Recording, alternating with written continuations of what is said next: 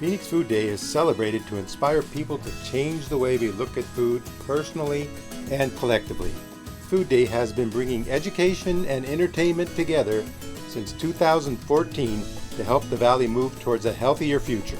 This year, our traditional chef demos are brought to you video style.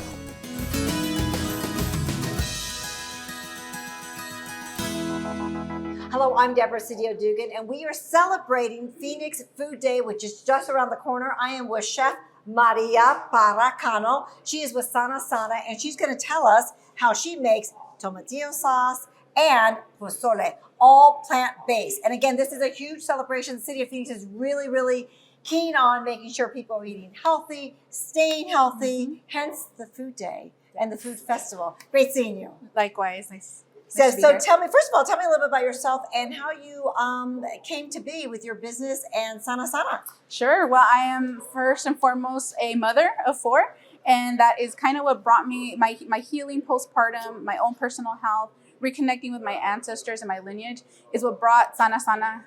That's what birthed Sana Sana, and really trying to find a way to bring culture back into the kitchen, and also reconnecting the traditional food ways of our ancestors that now brings us so much healing now in this, in our everyday lives. Absolutely, absolutely. And this is the first we're going to make is the tomatillo sauce. Yes, we're preparing our tomatillo salsa that is going to be the base of our pozole, which is a hominy-based stew or broth. Maize, right? Maize, yeah. But it also is the foundation to our plant-based pozole, which we are using jackfruit, which is in Spanish it's called yaca, along with mushrooms. Okay, let's get started. Yes. So first, we're going to be adding to our pot half of an onion. We've got a few tomatillos here, which is, again, like I said, is our base. And depending on how spicy you like it, you could use as little or as much serrano pepper. I like a lot. Yeah. The spicier, the better. Yes. And then we're going to as well. And so we're going to go ahead and start getting our sauce together. We're going to cook these until our peppers are soft. And at that point, we're going to change it over to either a blender or food processor, whatever you have available, and liquefy that. And I want to remind our viewers, too, this is all part of the City of Phoenix Food Action Plan 2025. And really, again, encouraging people to eat healthy, eat local, grow your own garden, go to a community garden, and really, really think about this plant-based. I mean, there's so many alternatives and modifications in how we eat. Definitely. Not everything has to be deep fried. Not everything has to contain animal protein. There's definitely mushrooms, yaca, what we're using here. Definitely healthy alternatives, and still sustaining the great flavor that everybody loves. And you know what? Beware what you put in your body, because this is all really good stuff. Okay, let's get going. Yes, it is food. Food is medicine for our bodies. Food is definitely medicine for our bodies. Absolutely. So we're going to get cooking on that tomatillo sauce. We're going to get this on the stove, and then we're going to come back and show the deconstruction of our jackfruit. Okay, let's go. Okay.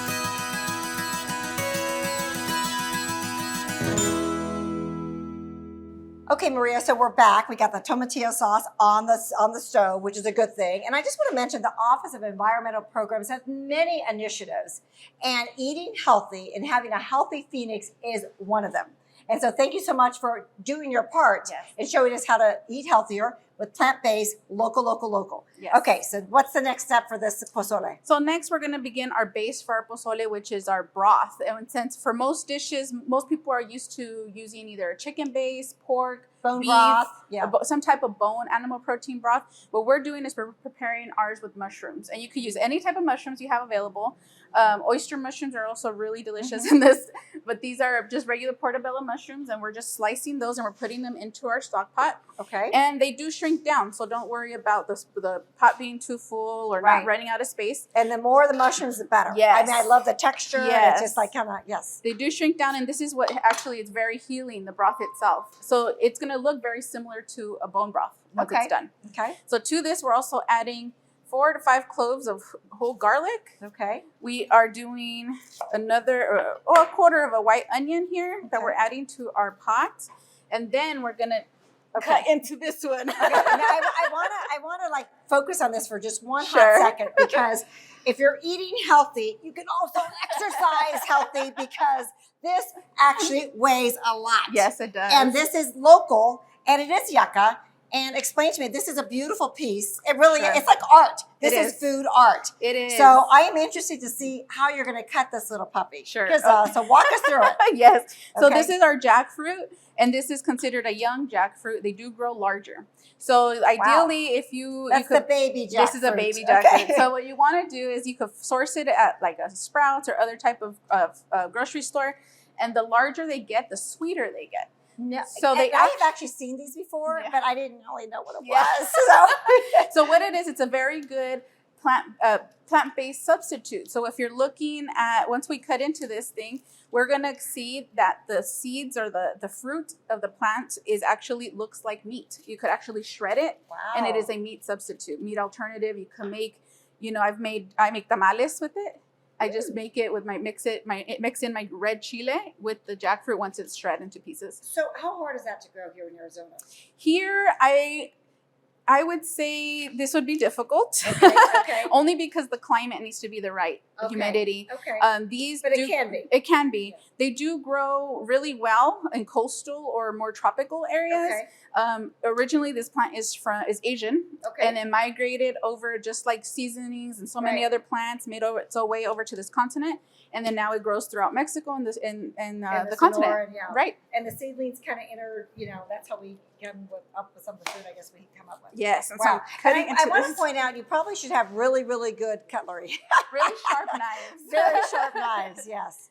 And so as we cut into this, we see you will have different fruit pods. You'll see the seeds. Oh, interesting. Oh, wow. Isn't and that the pretty? inside Oh, is yeah. actually, Just show that. That is gorgeous. Oh, look at that. And these are like almost like nuts. Those are the seeds. Mm-hmm. Yeah, the seeds. These are the seeds, and what we're using is everything around it, the actual fruit. So if you see here, you could cut it, you could shred it. It looks like guava almost or something. Yes. If you taste it, you could. Well, we're all going to try it as well. It might be sweet, and you could have it raw. As oh well. my God, that is really good. Mm-hmm. That is really, really good. And so see how some of the pieces it's shred. It looks like you could use it as a chicken substitute, meat substitute. Love it. So that's what we're doing. We're just going to go ahead and pick it, put it in our pot here. So are you using both the shredded part and the ends part too? Yes. Oh my God. So these are the fabulous. seed pods. Love and it. what we try to do is use as much of it as possible. You know what? It actually does kind of almost taste like a crossover of guava and like a mango or something. Mm-hmm. We're going to provide you with ideas for eating healthy. We're going to get this recipe from Maria that you'll be able to make this for yourself as well. And community gardens. We're also going to give a lot of information on growing some things on your own. See, so good. All you want to do is just cut the pieces, and you're throwing that right into your pot as it cooks. I have learned so much just from you in the last couple of minutes. As it cooks, it will fall apart. It will help break that up. So we're adding that to our pot. So that texture, is that also sweet too? Or you have to really kind of cook that? As you cook it, it'll absorb whatever flavors you put in. So I wouldn't be too worried if you're preparing a sweet, like a dessert dish, which you could do with jackfruit. The older the plant is actually the sweeter it's going to get. Yeah, and how do you even purchase one of these? Do you feel it? Do you knock on it? Does it say hello when you get it back? Pick me. I don't know. I would go for making sure that the outside is as whole as possible, because sometimes you never know. Okay. Yes, and so almost you never looks like know. a porcupine. I mean, this is definitely food art, and I know you can see that because we have a camera up here too. But very, very cool. Yes. Wow, that is excellent. I'm just gonna keep peeling at our jackfruit here, trying to get a good amount into our pot, and then we'll start cooking that down for about 15-20 minutes, and until you see the darker the broth, the better. Okay. And then we'll go ahead and add in some oregano, our salt and pepper, and then we will add in our tomatillo sauce that we have on the stove. That was cooking now. Okay. And then we let that simmer together for a few minutes, and then we're done. We just top it with our cabbage, cilantro, and just kind of a little garnish and a little garnish on top. On it. Right. Yep. Wow. That is so good. And how long do you usually? I mean, I know I do my pozole overnight. The longer, the better. The slower, the simmer. How long traditionally do you do yours? If you're trying to do a quick meal for the family, do you still let it simmer for a good while? I would say at least, the good thing is with the plant-based and you have all the right So good. flavors, all the right ingredients, you don't have to let it cook that long, especially because you're not cooking animal protein, right?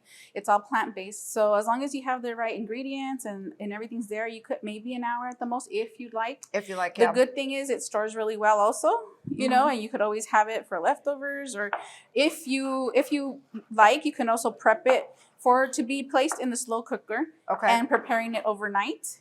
On low. You don't have to have it on high, just on low. Let it cook overnight and you can have it for breakfast. Oh yeah, that's very traditional. So you can have that for breakfast as well. Yeah, that's awesome. So then a little bit more and then we're almost ready to get it cooked. Yes, almost there. Okay. The other thing to keep in mind is you could also buy this canned. If you don't have access to like the whole foods, you could buy it in stores like Sprouts or Trader Joe's, things like that. They have it in canned, and what you want to look for is a can that says young jackfruit. And it's already, they just have it saved in water. All you do is strain it, and then all you do is have to shred it or get it ready for whatever you're making. Making a note of that. Because what kind of other, I mean, you can make a lot of different meals, I guess, with this base. But this is excellent. Yes, and then like I said, I just want to get it for my smoothies. Yeah, you can make it as in a dessert. You could save. If you bought the whole thing, you just have to take the time to just prep it. You could conserve the seeds or like the fruit aspect of the pods. Save those, freeze them, have them for your smoothies, and then you could use the rest for tamales or pozole or whatever you'd like. Now, would you take the? I think you'd probably take the seed out of it before you freeze it. Okay. Yes, I would take the seeds out, and as soon as you cut into it, I've learned so much from you today. Yeah, don't worry about that. Yeah, we'll get that later. They're fairly large, so you won't miss them. They're awesome. No, you do not want to choke on that. Yeah, and that's interesting in itself. Really big seeds. Okay, so I think we're good with this. This is ground oregano. I prefer whole oregano. You could use whatever you have available. That's what we have. And so we're going to go ahead. We added all our ingredients in. We're going to go top this off with water around mid-level just to get it a nice boil and the broth going. And then we're just going to put it on the stove. Excellent. Let's do it. Yes, the broth. See how dark it is there. Nice and flavorful. So Deborah, now we're going to be adding in our hominy. You could definitely buy this in the stores, canned. Right. My family's used to using nixtamal, the actual corn that's been through the nixtamalization process and plumped up, essentially making it edible for the body to consume. So you can also get it frozen too, because that's how I buy it frozen. Which is better, frozen or canned? Either or. It just depends on what you have available, really, and what you prefer. Yeah, I like frozen. I like it frozen personally, so then I can cook it. Yeah, then cook it. You could always have it at that point. So we're gonna add this to our pot, and we're just gonna let it all cook together. The hominy has been cooked already. It is cooked. It's ready. So we're just combining, making sure it absorbs any of the flavors of the broth that we have going. Okay. And then we're gonna go over. We have our chiles here ready, our salsa. So we're going to then move over and get it going, blend it together. Okay, Maria, so we're back. Tell us what the next steps are for the tomatillo sauce. So we have our ingredients here ready to go. We're adding the onion to the food processor or blender, whatever you have available. We have 2 large cloves of garlic here. And then we are adding our tomatillos in, like I said, our base. We have quite a few here. Our jalapenos are nice and soft and cooked through. Oh, goodness. And it just easily falls apart. Wow. You just make it look so easy. It really is just. And we're adding basic. A little bit of liquid. The liquid, yes. Okay. Liquid here, just a bit. And then another ingredient that I love is our cilantro. And so I am using actually the stems for this. Okay. As that's where most of the flavor is contained. And so the tops you could use for a garnish. The stems are what contain the flavor. Did not know and that. And most of the actual fiber and vitamins of the plant. Absolutely. Now this you can grow in your home garden, community garden. Yes, you can. Easy peasy. Yep. Yes, you can. And you can do this here in Phoenix. Yes, it grows really well here. I'm adding salt here. Okay. If you have pepper, you could go ahead and add that pepper in. It's your choice of what you like. Yes, however whatever spice you prefer. I don't even own a food processor, but I do have a blender. But you could do that as well in the blender. Just as well in the blender, yes. So I'm going to go ahead and turn this on. Okay.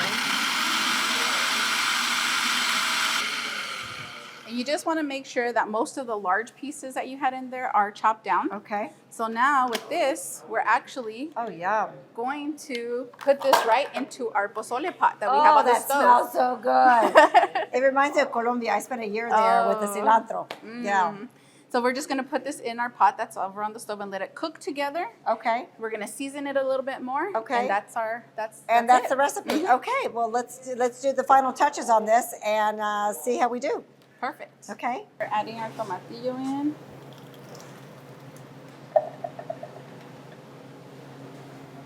I never knew it was that easy to make that tomatillo sauce. Yes, it's so simple. Like I said, as long as you have the right ingredients. It's fast. I think the longest time is in prepping everything to make it, but this dish itself is fast to make. And then you just walk away and let it simmer. Just walk away, let it simmer. And in the meantime, we're going to chop up our cilantro, our garnish. We have our cabbage, cilantro, lime, and onion. Okay. And we're just going to let that cook. And this is all the garnish that you're going to use for the top of the caldo, if you will, the pozole. For our pozole, that's all we're using.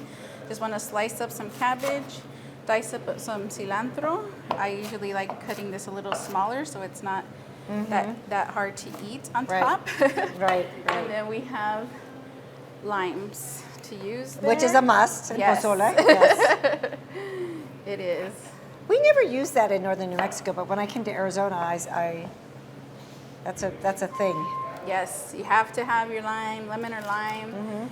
Oregano is another big one that has to be included. Right. And a chile, whether it be red or green or just by itself. My mom always made a version without chile for us when we were younger, and so we always have it as an alternative. There you go. Okay.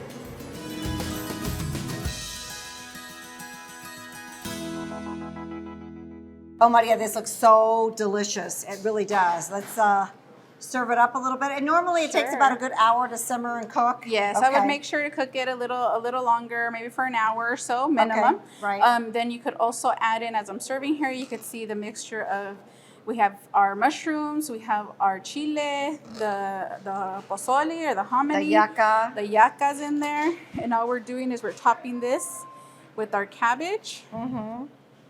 Any type of cabbage will work. Right. We have our cilantro on top. And you can't forget the lime. And you can't forget the lime. And there you go. You got the dish, pozole, totally plant-based. Yes. Totally plant-based. Oh my goodness, I can't wait to taste that, but I'm going to let it cool down. Yes. Just one more plug on who you are, what you do, and the importance of eating healthy and plant-based foods. Yeah, so I like to consider myself a recovering diabetic. Also have had the experience of having suffered from hypertension and being able to reverse all of that through my diet, through a plant-based ancestral foods diet, but really focusing on no longer needing medications for either diabetes or hypertension, and just using food as our medicine and seeing how what we put into our bodies, how can it help us instead of hurt us? You know what better way to wrap up this segment, because this segment is all about healthy eating. Healthy You, Healthy Phoenix, and this is all part of Phoenix Food Day. Thank you so much for joining us a couple of minutes to explain how to make this lovely, lovely meal. And I also want to point out too that we're at Local First Arizona Community Kitchen. We want to thank them too for hosting us today. And let's dive in and do a taste test of this pozole. Oh my God. Now that is good pozole. All plant-based. Oh my God. And guess what? This tomatillo sauce is spicy. So good. Oh my God. Oh my God. I think I'm gonna eat it all. Thank you guys. Thanks for joining us.